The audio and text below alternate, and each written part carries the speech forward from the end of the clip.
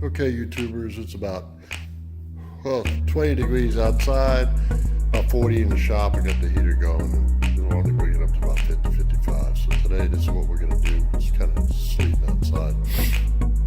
I cleaned and prepped the hood, and I'm going to show you that in a second. Okay, the hood was cleaned with grease and wax remover first. Then I wiped it down with acetone. And now I've just sprayed a guide coat on it. The guide coat I used, I'll show you exactly what the can was. Now remember, this hood is fiberglass, it's got gel coat on it. I cleaned it off, grease and wax remover, then acetone to also clean off any residue of the mold release that's on fiberglass. And I primed it with a guide coat of this Rust-Oleum sandable primer, dark gray, due to the fact that it was a white hood, white gel coated hood.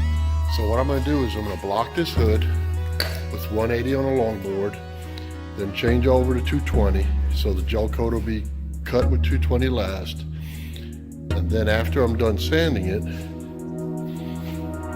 I'll clean it all off again. I'll have to wait till it warms up some more. And then I'm going to use a product called Slick Sand, and it comes from Evercoat. Basically, it's a spray-on polyester body filler. I'll put about 2 coats on it. I'll block sand, I'll guide coat it, block sand, I'll show you that process too. Clean it up, and then we'll put a 2K primer on top of it and finish sand it with 400 and 500 for our sealer before we put our base coat and clear coat on it. But I'll show you every step. So this is where we're at right now.